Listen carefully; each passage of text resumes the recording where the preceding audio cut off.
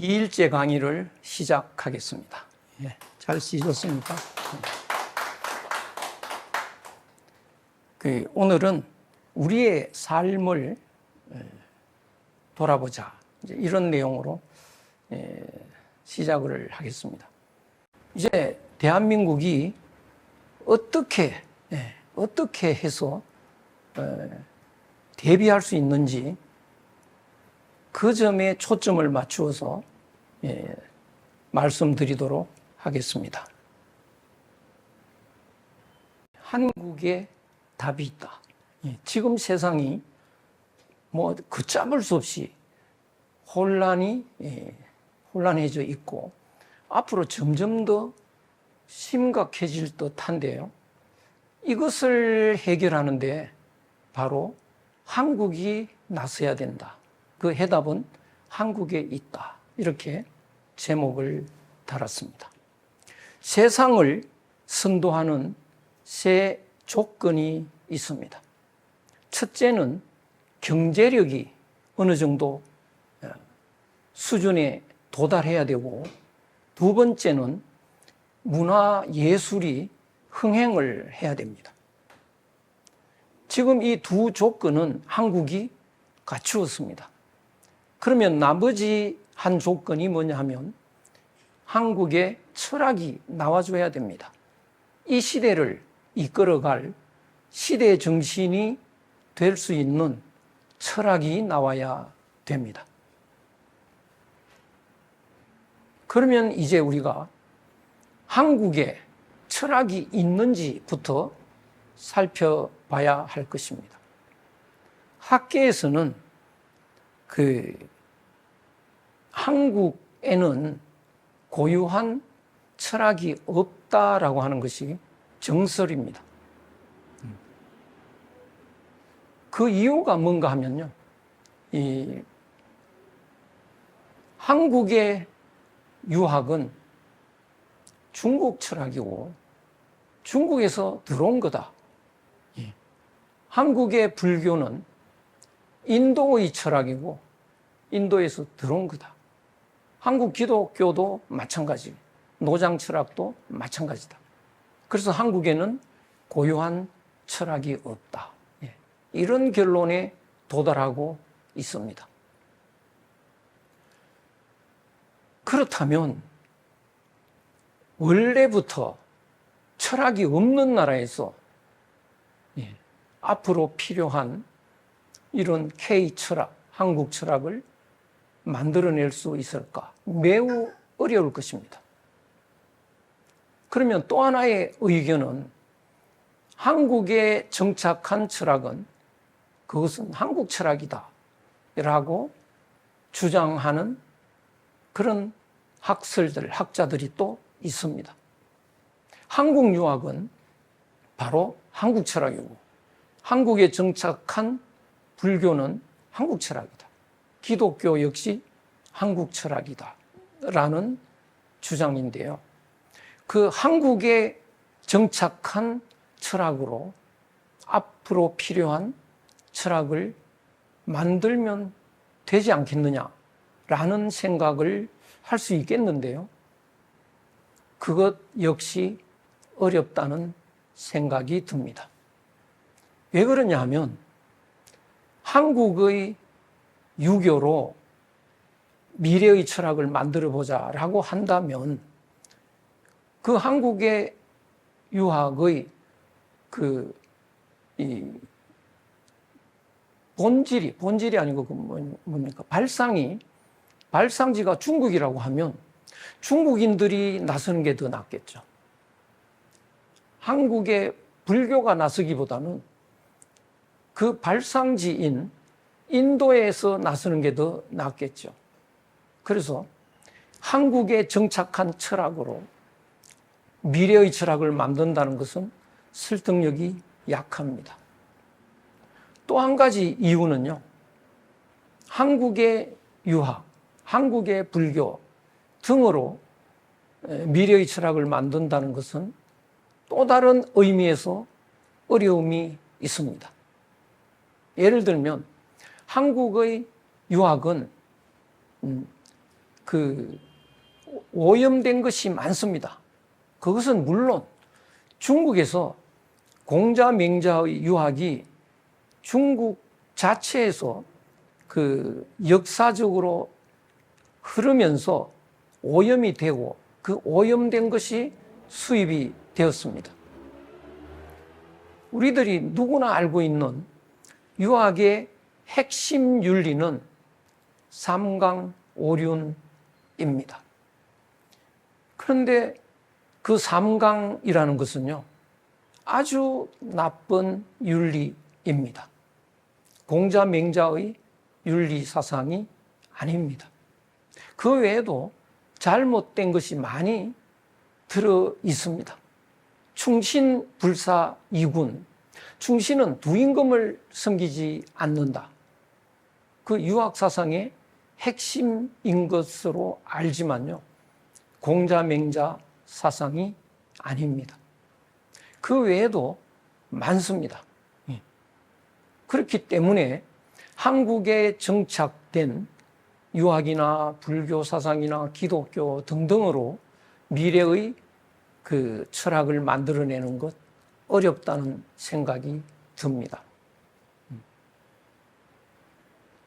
그러면 어떻게 하면 우리가 그 미래의 철학을 만들 수 있을까? 그러면 예를 들어서 이런 생각을 해볼 수 있는데요. 유학 중에서 오염된 것을 우리가 샅샅이 뒤져서 제거하면 순수한 공자 맹자 사상으로 되돌릴 수 있겠죠. 그 되돌린 철학으로 미래의 철학을 만들면 되지 않겠느냐, 이런 생각을 해볼 수 있습니다. 또 불교도 순수한 석가모니의 사상을 되찾아서 그것으로 미래의 철학을 만들면 되지 않겠느냐. 예. 기독교도 마찬가지고요. 그런데 저는 그것도 어렵다고 생각합니다. 왜냐하면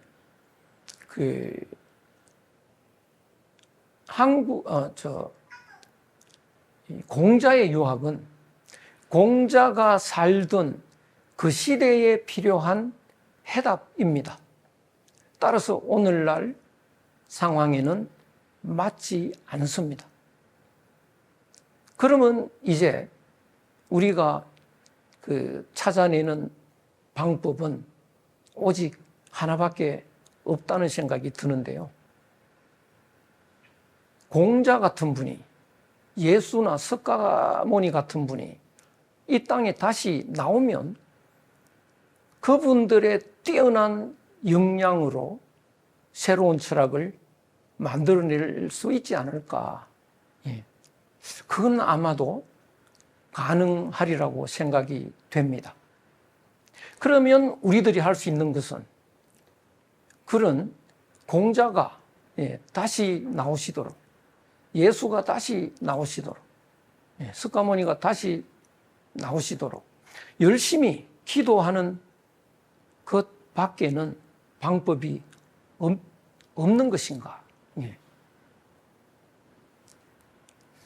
그런 방법밖에 없다면 상당히 막연하고요. 또 언제 오실지 막막합니다. 그러면 이제 매우 중요하지만, 한국에서 철학을 만들어낸다는 것 정말 중요하지만 방법이 없는 것일까요? 만약에 예수나 공자나 석가모니나 이런 분들이 위대한 철학을 만들어냈는데 그분들이 만들어낸 위대한 철학의 바탕이 뭔지 그것을 우리가 안다면 그 바탕에다가 오늘의 필요한 철학을 쌓아 올리면 되겠죠. 그런데 그 바탕이 무엇일까? 그 바탕은 공통적으로 자연의 섭리입니다. 그 위대한 분들은 자연의 섭리를 바탕으로 그 시대에 필요한 철학을 만든 것입니다. 그러면 우리들도 자연의 섭리를 터득해서 그것을 바탕으로 하면 되지 않겠느냐 라고 생각할 수 있지만, 자연의 섭리를 터득한다는 것 너무나 어렵습니다. 여기에 우리가 당황할 수밖에 없는데요. 그런데 그 자연의 섭리를 잘 정리해 놓은 그런 서적이 있고 그런 철학이 있다면, 그러면 대단한 행운이죠.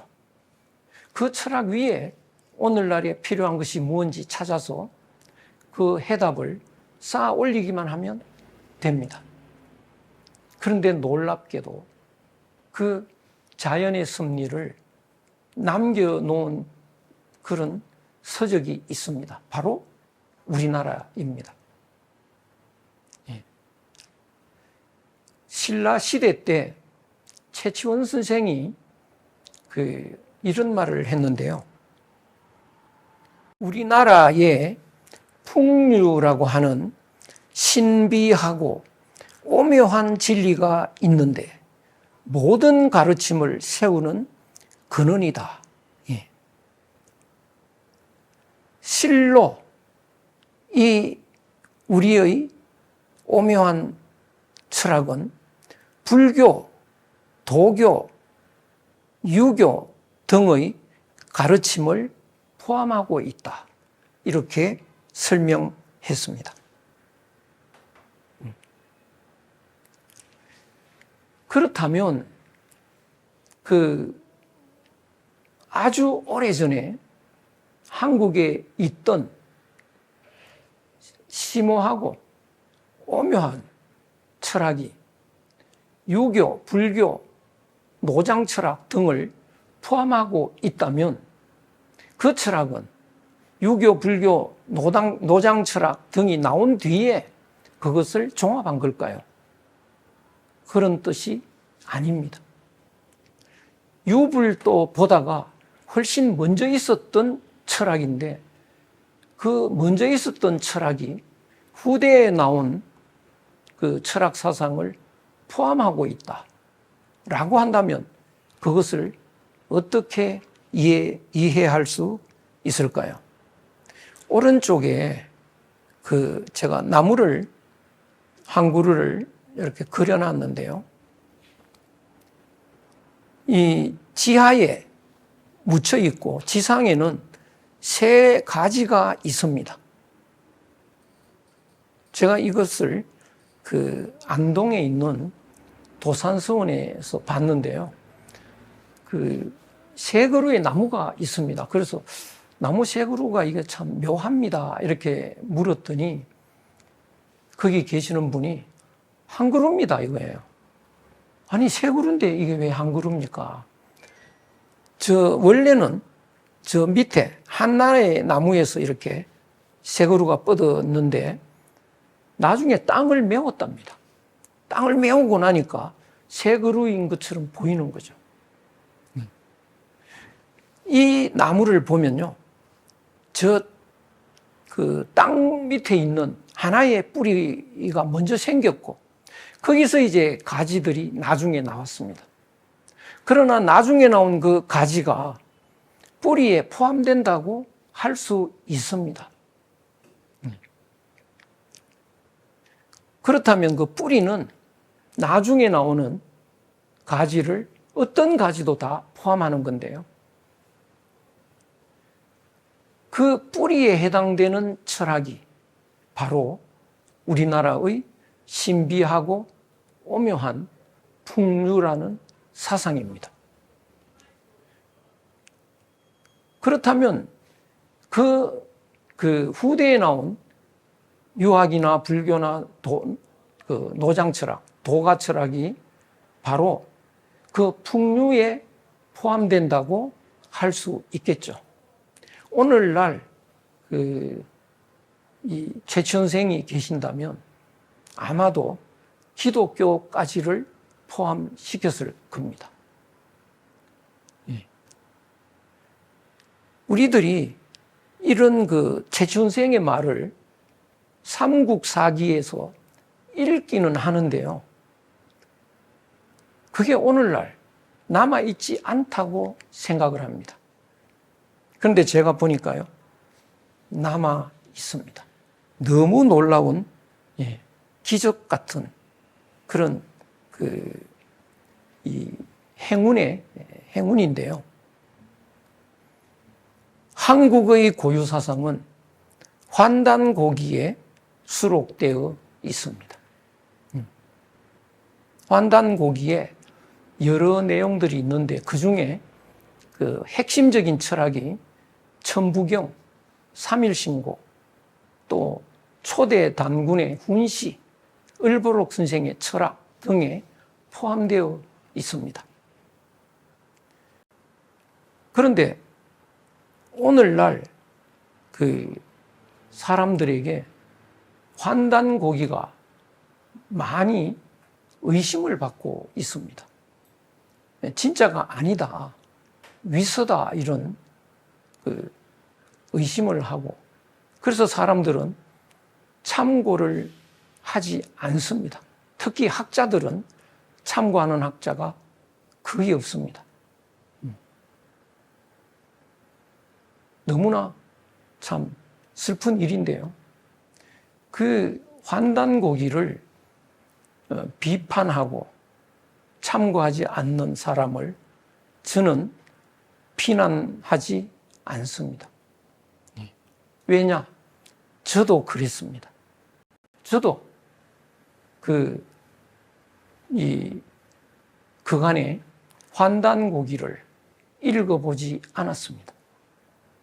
왜 안 읽어봤을까? 남의 말을 들었던 거죠. 그러면서 우리는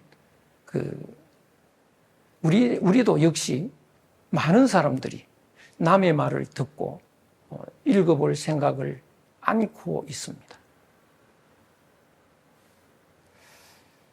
그런데 어느 날 제가 학생들하고 같이 스터디 그룹을 만들어서 수십 년째 읽고 있었는데요. 한 책을 다 읽으면 그 다음에 무슨 책을 읽을까 이렇게 논의를 해서 정합니다. 근데 어느 날 어떤 학생이 환단고기를 읽어보면 어떨까요? 이런 말을 하는 겁니다. 그래서 저는 스치는 생각에 그걸 우리가 왜 읽어야 하지? 그러다가 다시 이렇게 생각이 떠오릅니다. 기회라는 거, 좋은 기회는 누가 정확하게 이렇게 들려주지 않고요, 바람처럼 스쳐 지나갑니다. 이렇게 불쑥 누가 내한테 말을 붙이는데요, 그것이 엄청난 기회일 수 있는데요, 그냥 귀찮고 이러면 되게 스쳐 지나가죠. 그래서 그 기회라는 것은 정확하게 오지를 않고 스쳐 지나갑니다. 잡는 사람이 기회를 만나는 거죠. 그래서 그 생각이 푸떡 들어서요, 읽어보자고. 그래서 이제 스터디 하면서 읽기 시작했습니다. 너무나 놀랐습니다. 우리나라에 이렇게 위대한 철학이 있다는 사실을 전에는 몰랐습니다. 이 철학을, 이 책을 안 읽었더라면 어쩔 뻔했냐고 후회 막 엄청나게 후회했습니다. 이제라도 읽게 되어서 얼마나 다행인지 모릅니다. 그리고 제가 그 환단고기에 대한 번역과 또 해설을 했습니다. 그리고 출판을 했습니다. 그랬더니 일반 학계에 있는 사람들이 당신은 참 무모하다, 간이 크다, 이런 말을 합니다. 왜 그런 말을 할까요? 가만히 있으면 비판받을 일이 없는데 뭐하러 사서 고생하느냐? 가만히 있으면 되지.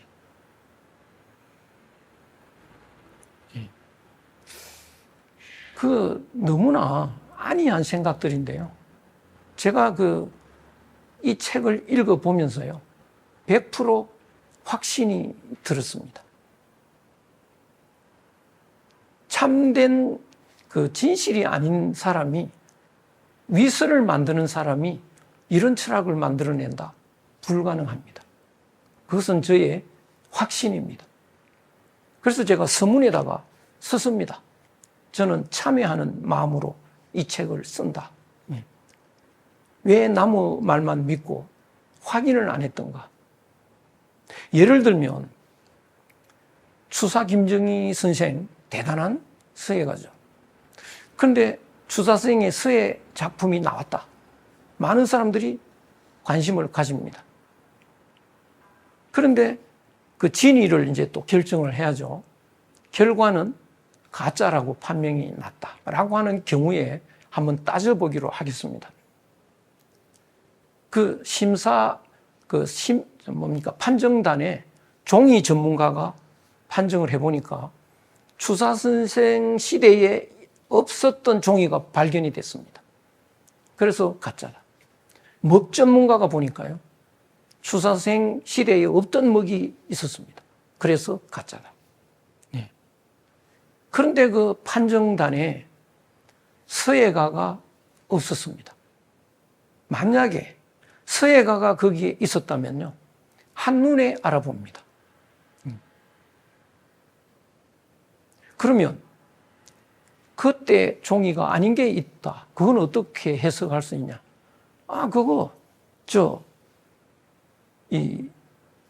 쥐가 뜯어먹어가지고 그 부분을 이렇게 후대의 종이로 갖다 붙였다. 먹이, 그때 먹이 아닌 건 어떻게 설명하겠냐? 먹도 그만큼 떨어져 나간 것을 다른 종이에다가 붙이고 새로 후대의 먹으로 획을 연결했다. 그거 다 보입니다.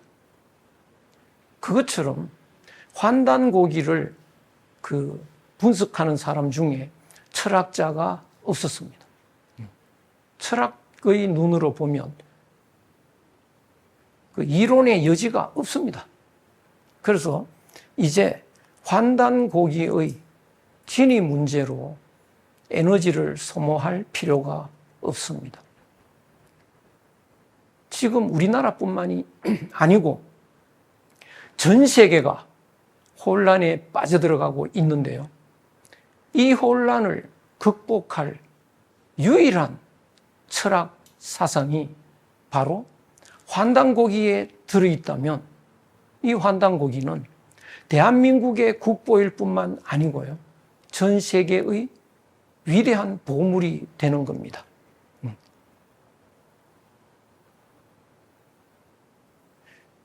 그런데도 또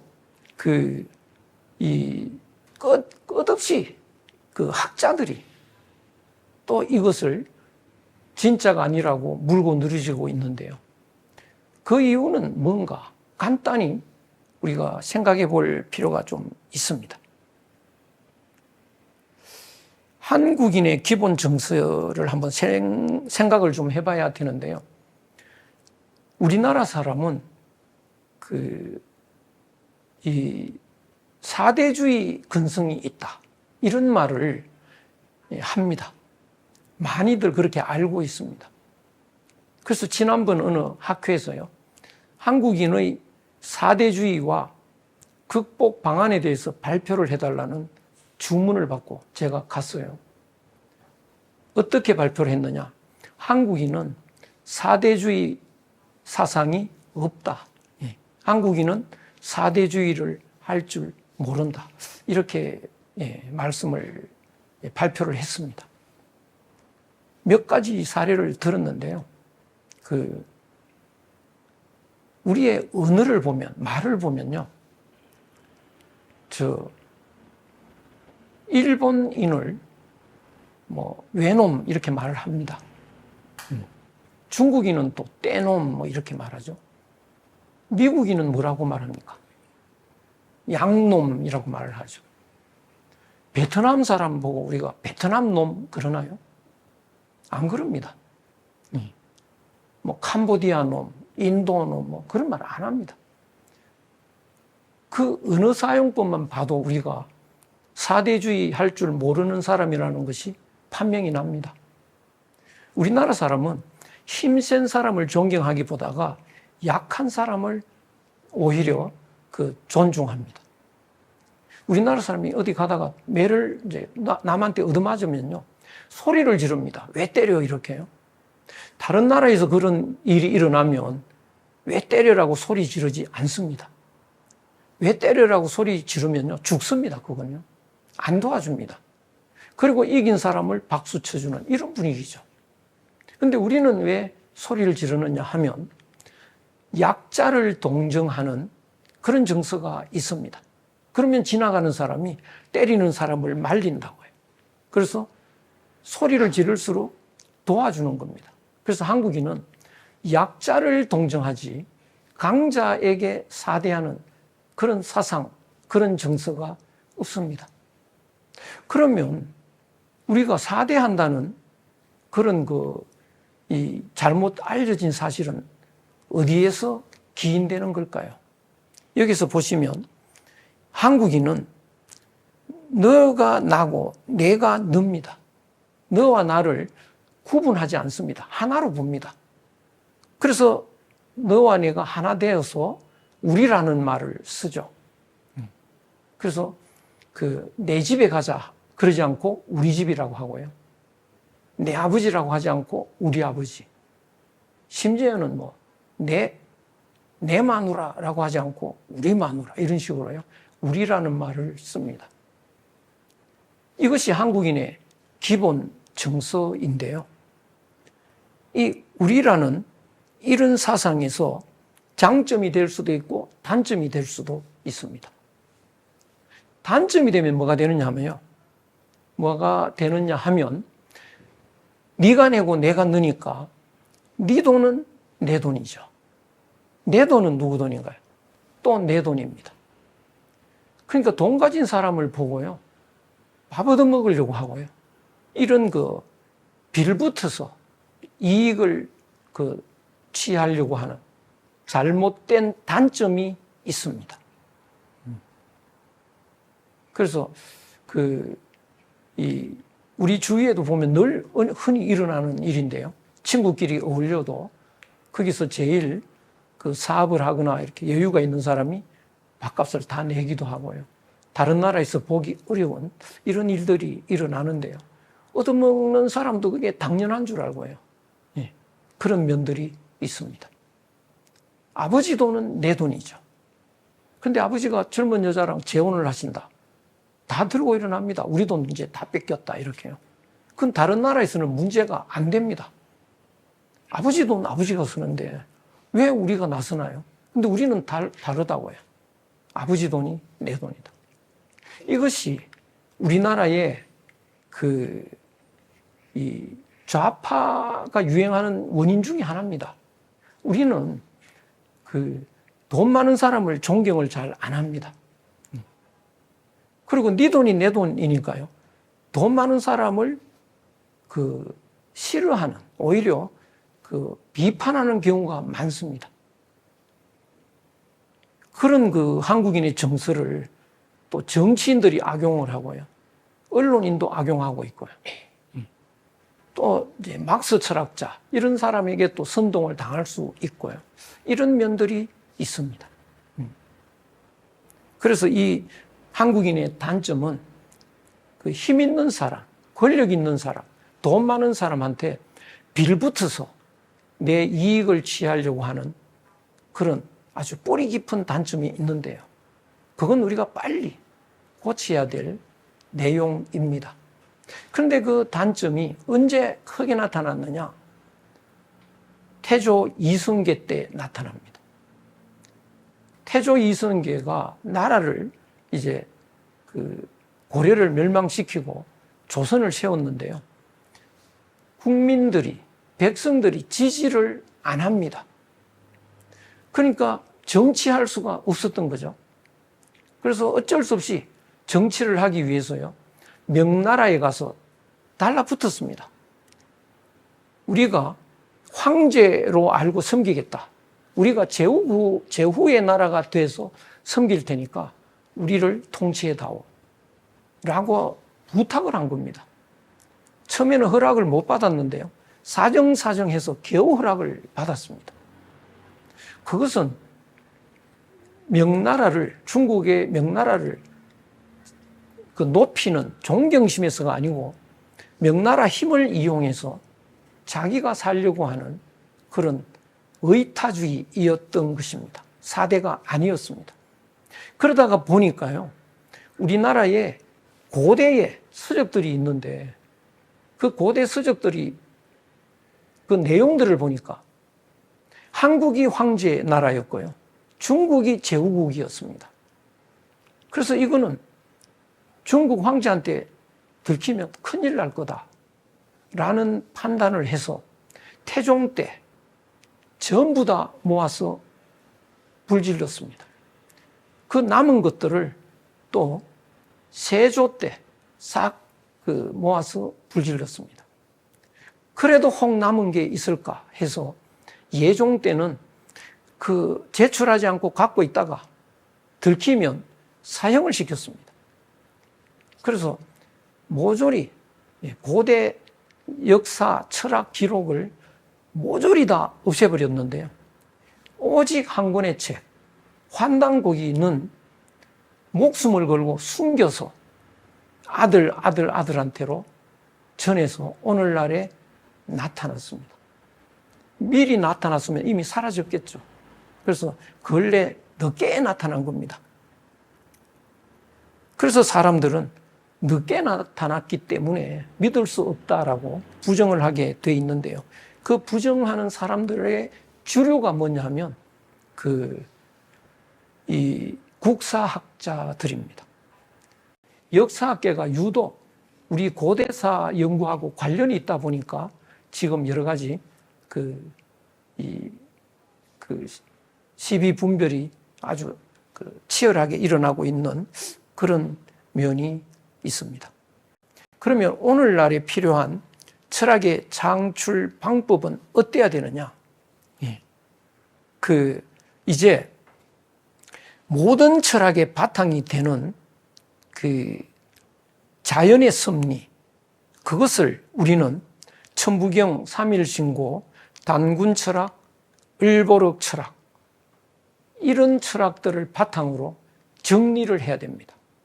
그리고 이런 정리된 철학의 바탕에다가 기독교 노장철학, 불교철학, 유학 이런 철학들을 두루 섭렵을 해서 거기에서 공통되는 골격을 찾아내야 됩니다. 어떻게 이런 발상을 할 수 있었느냐? 주역의 명의궤에 이런 설명이 나옵니다. 남수, 획기수 이런 말이 나오는데요. 남쪽으로 사냥을 가서 그 머리를 붙잡아라, 이런 말이 있는데요. 이 명의궤는 뭐냐 하면 그 정신문화가 물질 문화에 눌려서 그래서 망가진 시대, 물질 문화에 눌려서 정신문화가 이제 생명을 거의 잃은 시대에 이 정신문화를 되살릴 방법이 뭐냐? 그 해답으로 남쪽에 사냥을 가라. 남쪽으로 그 머리를 잡아라. 이게 무슨 소리냐? 몹시 난해한 내용인데요. 남쪽은 뭐냐? 정신문화가 있는 곳입니다. 북쪽은 뭐냐? 물질문화가 있는 곳입니다. 그래서 남쪽으로 가서 사냥을 한다는 건 정신문화를 찾아라. 그런데 정신문화를 찾되 머리를 붙잡아라. 그러면 정신문화 중에 유학, 기독교, 불교, 노장 등등이 있습니다. 그런 것이 다 남쪽의 문화다, 정신문화다, 그 소리입니다. 그런 철학들을 섭렵을 하되 머리를 잡아라라는 것은 유학을 공부하되 그 수많은 이 역사의 흐름 속에 정리된 수많은 유학을 다 섭렵하는 게 아니고요. 공자맹자의 그 우두머리, 공자맹자의 철학을 붙잡아라. 불교 중에서 석가모니의 철학을 붙잡아라. 기독교 중에서는 예수의 철학을 붙잡아라. 그렇게 붙잡으면은 하나로 통하는 진리가 보입니다. 그 하나로 통하는 진리, 그것을 오늘날에 맞게 골격을 세워서 정리를 하면 됩니다. 그래서 기독교 노장 철학, 불교 철학, 유학 이것을 기둥으로 세우는 게 아니고 이런 철학들을 두루두루 공부해서 하나로 통하는 진리, 그것을 찾아서 찾은 그 진리의 내용으로 골격을 이제 세우는 겁니다. 골격을 세운 뒤에 그 골격 위에 오늘날에 필요한 이 새로운 시대에 필요한 우리의 삶의 그 해답이 되는 내용들을 이제 다시 정리해서 이렇게 체계적으로 정리해서 하나의 철학으로 만들면 이 세상을 구제하는 한국 철학이 될 수 있습니다. 그래서 우리가 해야 될 일이 바로 이러한 철학을 만들어내는 것, 이것인데요. 이 철학은 머리로만 이해하는 철학이 아니고요. 몸으로 실천하는 철학이 돼야 됩니다.